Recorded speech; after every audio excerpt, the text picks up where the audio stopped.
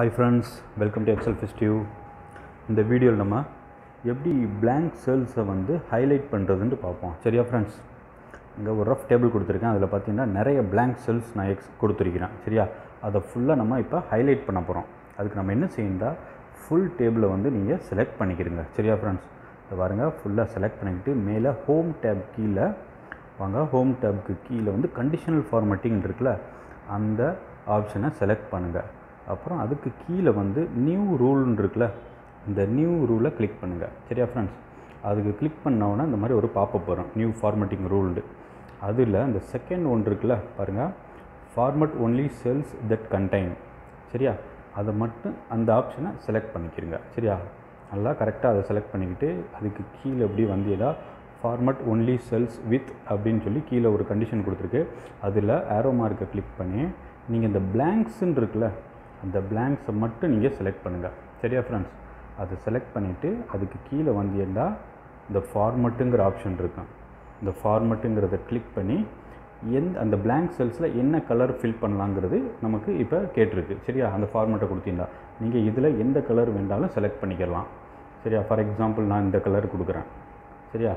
இந்த கலர் கொடுக்குறேன். இது தவிர உங்களுக்கு வேறு ஏதாவது கலர் வேணும்னா கீழே மோர் கலர்ஸுன்னு இருக்குது, அதை கிளிக் பண்ணிங்கன்னா இந்த பாப்பப் வரும். இதில் உங்களுக்கு எந்த கலர் வேணுமோ கொடுத்து ஓகே கொடுங்க. சரியா ஃப்ரெண்ட்ஸ்? நான் இப்போதைக்கு எக்ஸாம்பிளுக்கு சொல்கிறதுக்காக இந்த கலர் செலக்ட் பண்ணி நான் இப்போ ஓகே கொடுக்குறேன். சரியா? ஓகே கொடுத்தோன்னே பாருங்கள், ப்ரிவியூ வந்து நமக்கு காமிக்கிது. ரிசல்ட் வந்து இப்படி தான் வரும் அப்படின்ட்டு. சரியா? டெக்ஸ்ட்டு, அதுக்கு கீழே பேக்ரவுண்டு, அந்த கலரு. சரியா? இந்த மாதிரி இப்போ பிளாங்க் செல்ஸில் நமக்கு இந்த கலர் வரும்னு காமிக்கிது. இப்போ ஓகே கொடுத்தீங்கன்னா எங்கெங்கே பிளாங்க் செல்ஸ் இருக்கோ பற்றியில் அது ஃபுல்லாக வந்து நம்ம கொடுத்த கலரில் ஹைலைட் ஆகிடுச்சா? சரியா ஃப்ரெண்ட்ஸ்? இப்படி தான் நீங்கள் பிளாங்க் செல்ஸை வந்து ஹைலைட் பண்ணணும். இப்போ பாருங்கள், ஃபார் எக்ஸாம்பிள் இந்த பிளாங்க் செல்ஸில் வந்து நான் தமிழ்நாடுன்னு என்ட்ரு பண்ண போகிறேன். சரியா? பாருங்கள், அது என்ட்ரு பண்ண உடனே என்ட்ரு கொடுத்த உடனே இதில் டேட்டா வந்துருச்சுல, அந்த எம்டி செல்ஸில் பிளாங்க் செல்ஸில் வந்து டேட்டா வந்ததுக்கப்புறம் என்ட்ரு கொடுத்தா அது ஆட்டோமேட்டிக்காக அந்த கலர் வந்து ரிமூவ் ஆயிரும். சரியா? அப்படி தான் நம்ம கண்டிஷன் கொடுத்துருக்கோம்.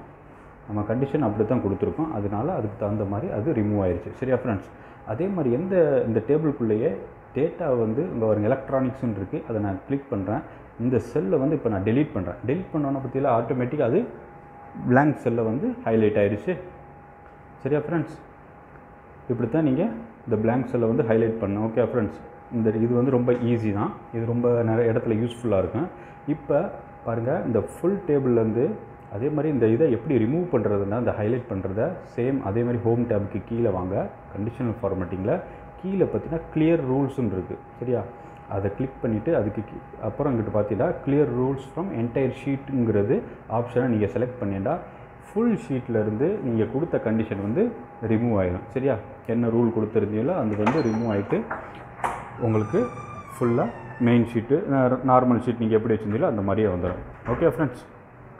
இந்த வீடியோ உங்களுக்கு பிடிச்சிருந்துச்சுன்னா லைக் பண்ணுங்கள். உங்கள் ஃப்ரெண்ட்ஸ் யாருக்கும் இது யூஸ்ஃபுல் நினச்சின்னா அவங்களோட ஷேர் பண்ணுங்கள். மறக்காமல் இந்த சேனலை சப்ஸ்கிரைப் பண்ணுங்கள். தேங்க்யூ.